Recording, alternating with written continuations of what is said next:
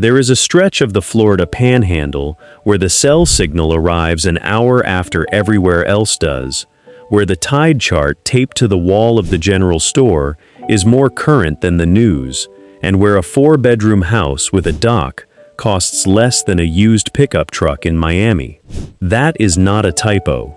That is 13 towns where the state moved on and something else decided to stay. This is not a list of hidden gems. Gems get found, priced, and ruined in that order. These are places time forgot to update, and the forgetting is the entire product. Fair warning before the countdown starts. 5 of these towns do not have a coffee shop that opens before 9. 2 of them do not have a stoplight. 1 of them does not have a school anymore, and everyone there will tell you exactly why, and none of them will apologize for it. The window is open on some of these.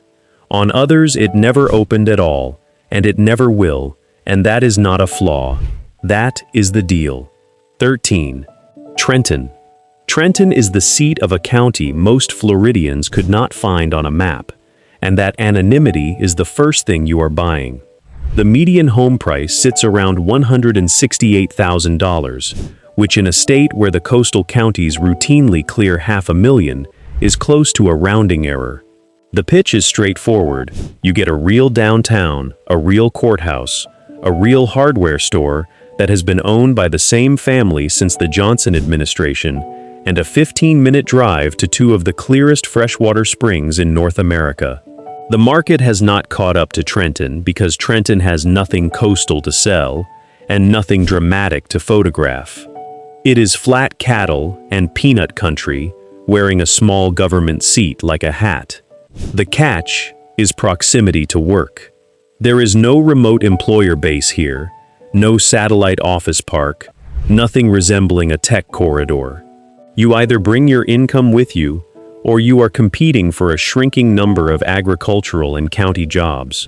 Picture this.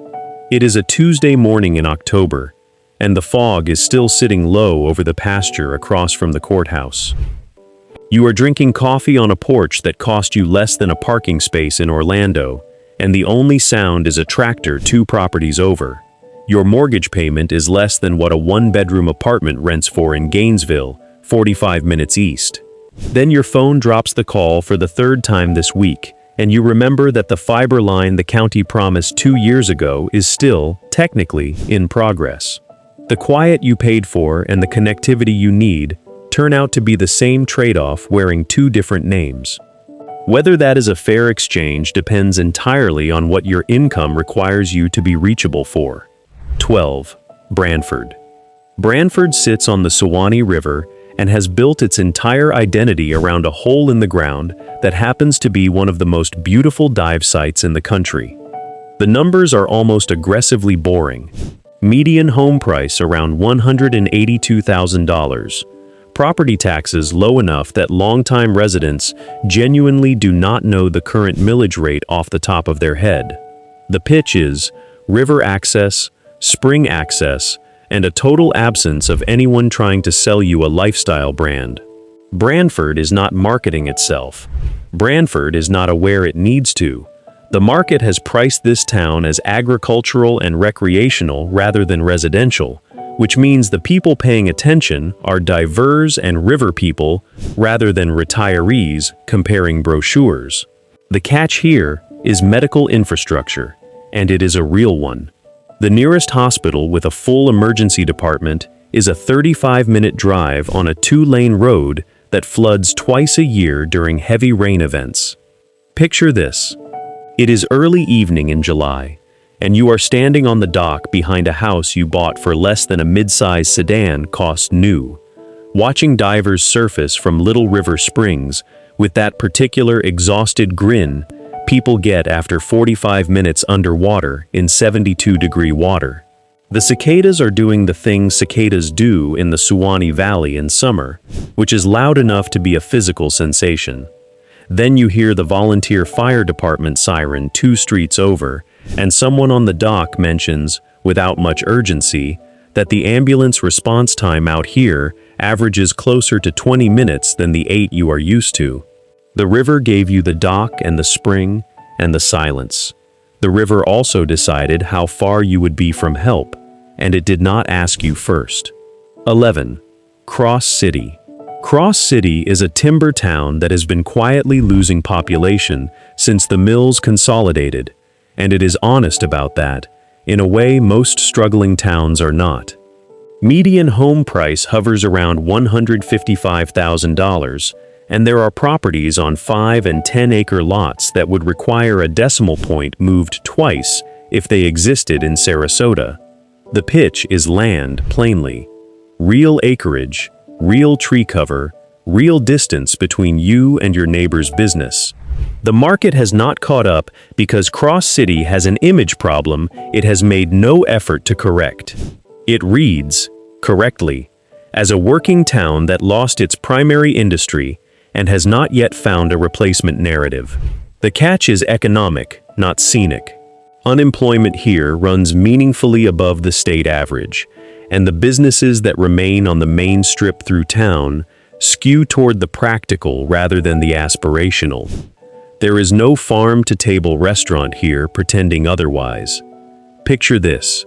It is late afternoon, and you are walking a property line through longleaf pine that has been managed the same way for 3 generations, and the light coming through the canopy has that gold, syrupy quality specific to pine forest in the last 2 hours before sunset.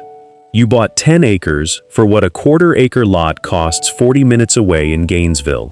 Then you drive into town for groceries and pass 3 storefronts that have been empty long enough for the paint to fade evenly across the windows, and you understand, without anyone explaining it to you, that the land is cheap because the town around it stopped growing a long time ago.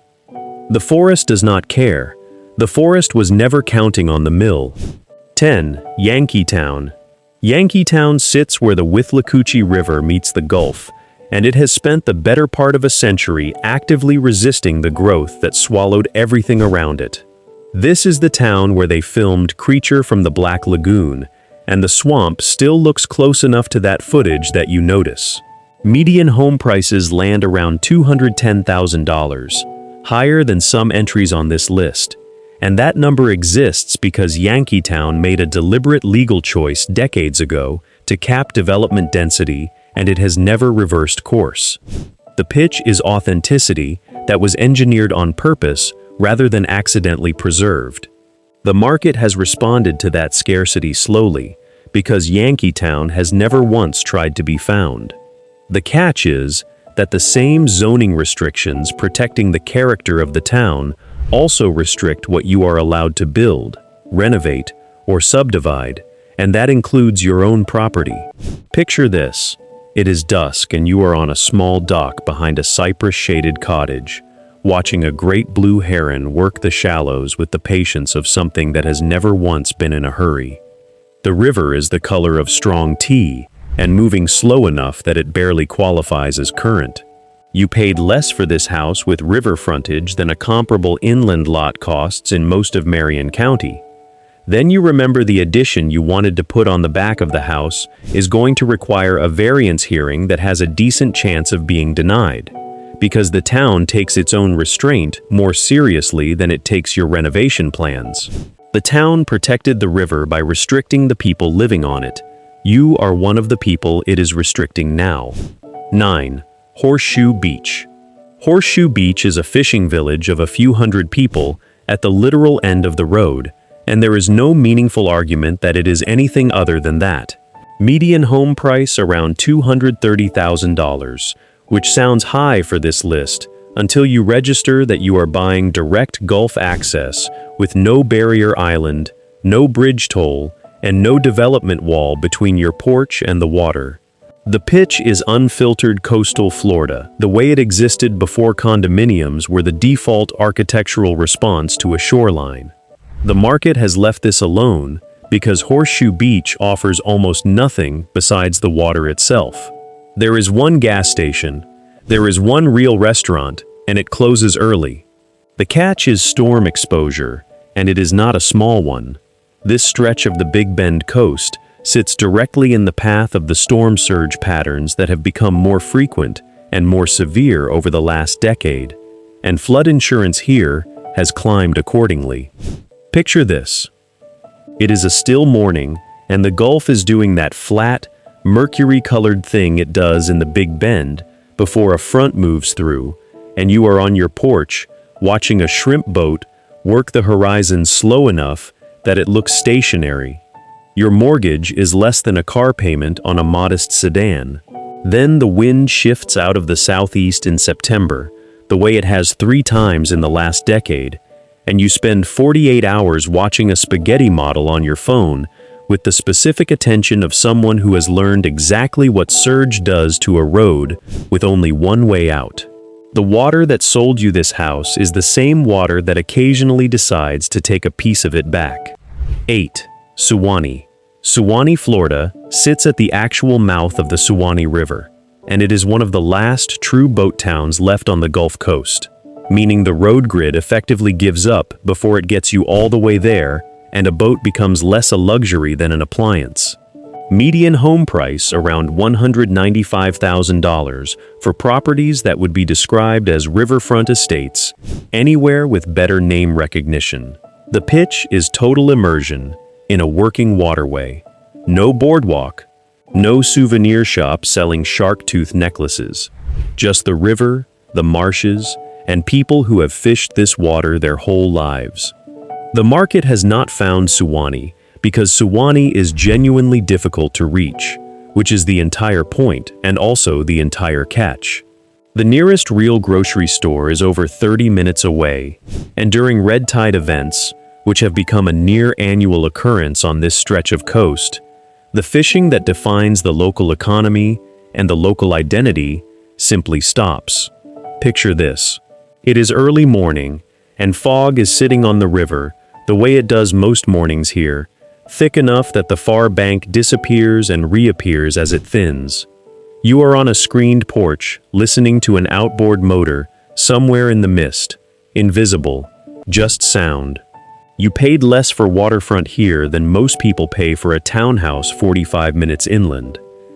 Then you check the state's red tide tracker, the way locals check it, the way other places check the weather, and see the bloom has drifted north again and the fish counts are already dropping. The river gave this town its entire reason for existing. The river is also, periodically, the reason nothing here works for a few months at a time. 7. Steinhatchee. Steinhatchee is the entry on this list closest to actually being discovered, and that alone tells you something about how remote the rest of this list is. It is a scalloping and fishing town on the Big Bend coast that has, over the last several years, started attracting weekend buyers from Tallahassee and Gainesville, and prices have moved accordingly, with median homes now closer to $260,000.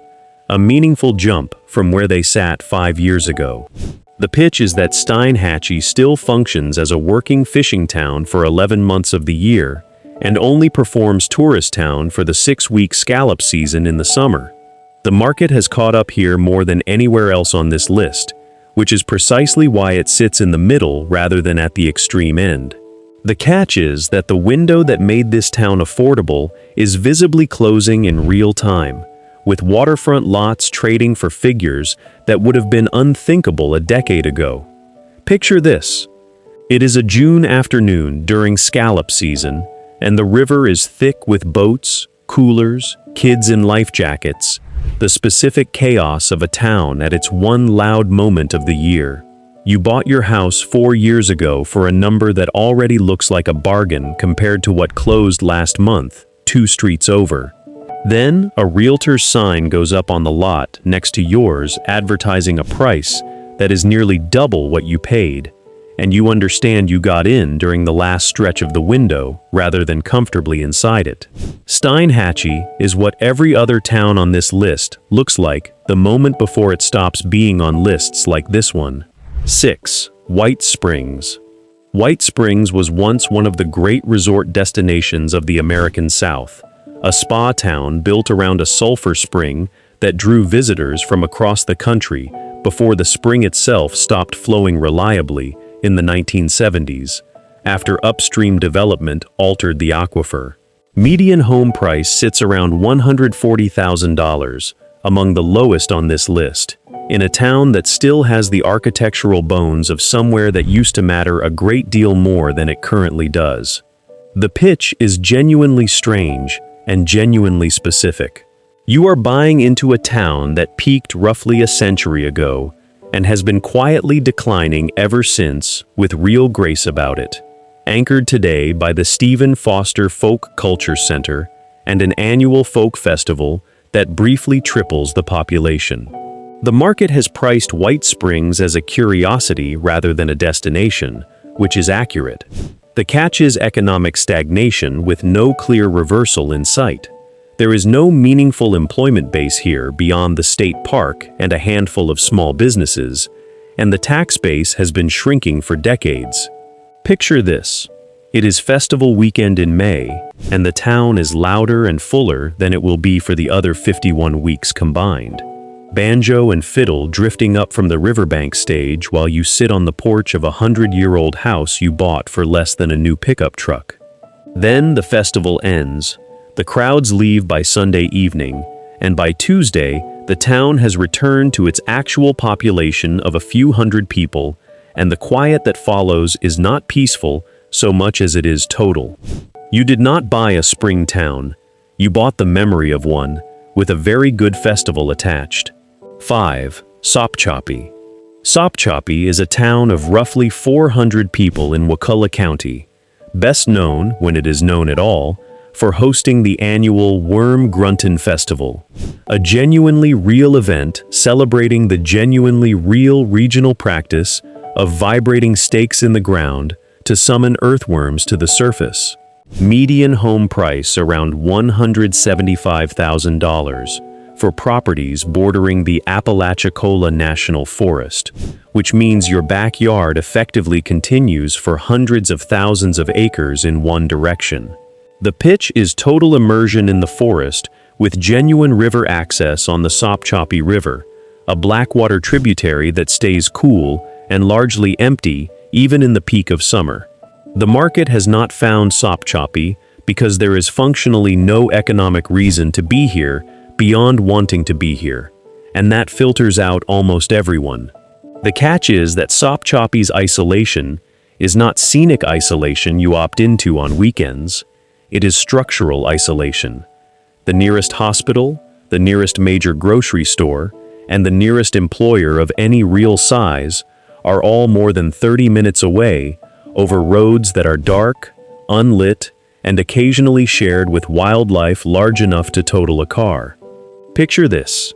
It is a November evening, and the light through the longleaf pine has gone that specific flat amber it gets right before dark falls completely in the national forest. No street lights to compete with it, no ambient glow from anywhere. You are sitting on your porch listening to nothing, genuinely nothing, the kind of silence that people who grew up in cities describe as unsettling before they describe it as the best thing that ever happened to them. Then you remember you are out of coffee filters, and the store that sells them closes in 11 minutes and is 22 minutes away. The forest that makes this place worth living in is the same forest that makes every errand a calculation. 4. Carabel. Carabel is a Franklin County fishing town on the Gulf that is famous, to the extent it is famous at all, for having the smallest police station in the world, a converted phone booth that still stands downtown as a genuine point of civic pride. Median home price around $220,000 for a town with legitimate deep-water Gulf access and a working commercial fishing fleet still operating out of its harbor.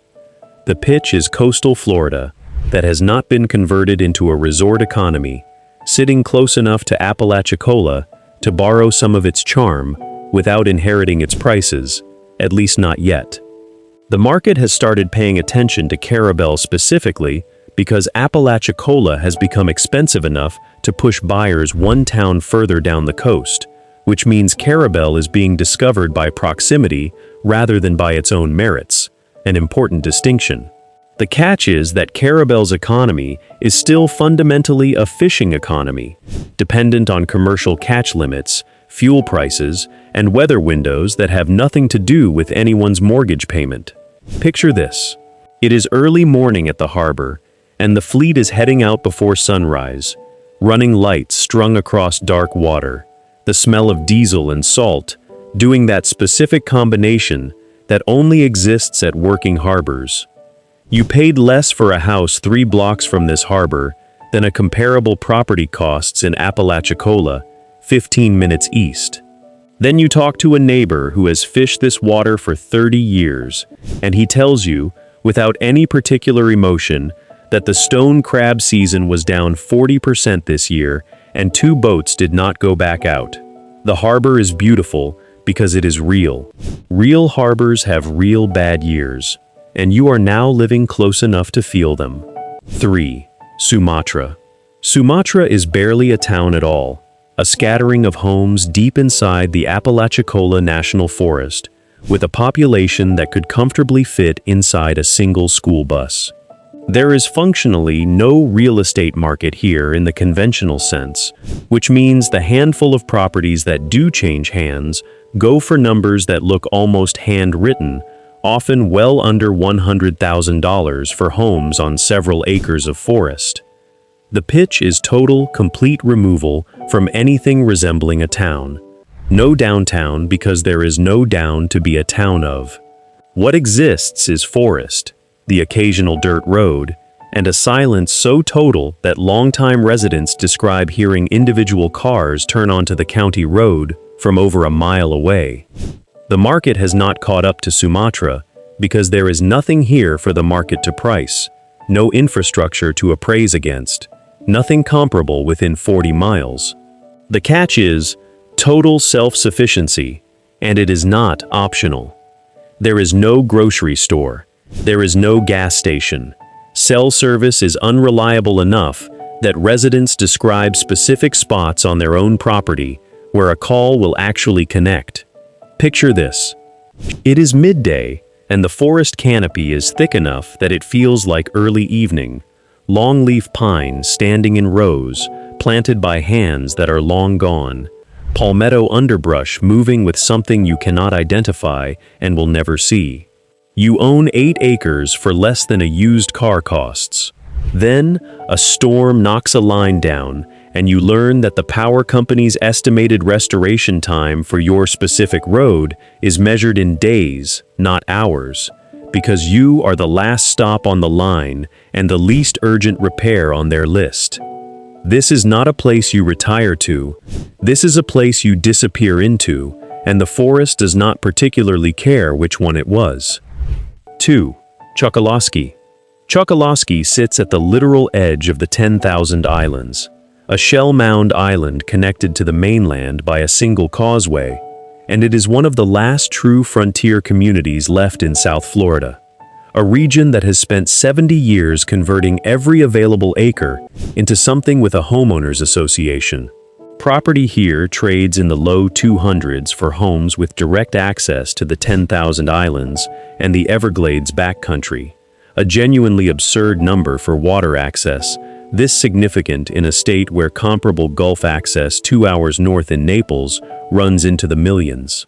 The pitch is the last unconverted edge of the Everglades, anchored by the historic Smallwood store, a trading post turned museum that still looks close to how it did when it served the Seminole and pioneer families who worked this coast a century ago.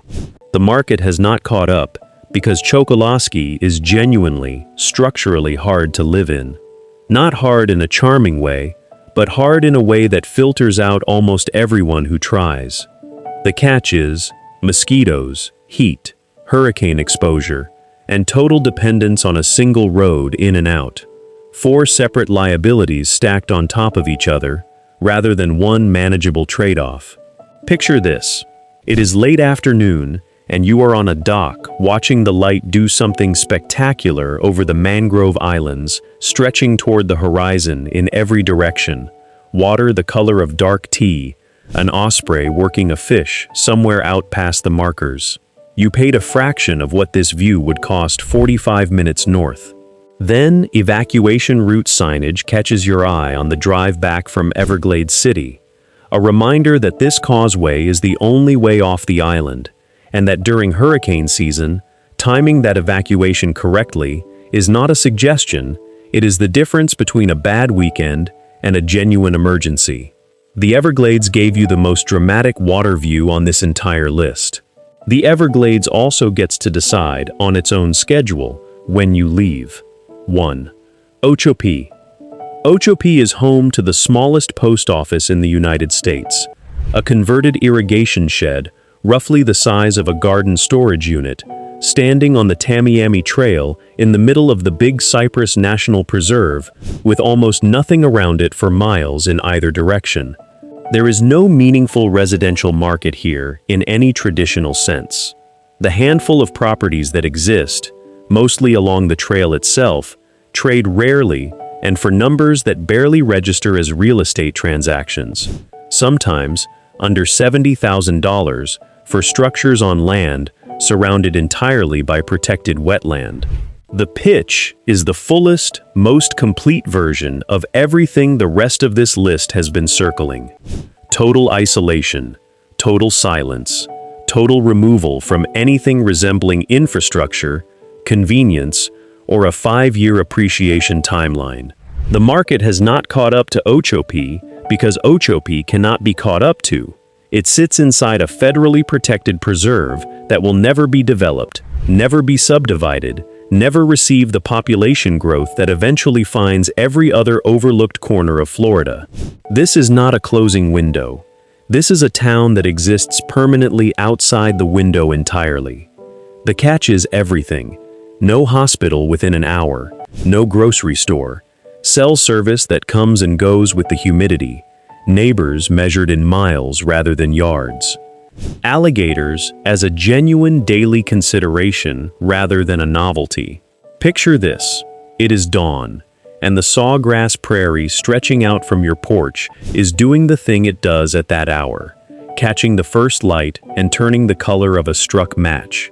Mist sitting low over water that has no edges you can see. You are further from another human being right now than most Americans have ever been in their entire lives.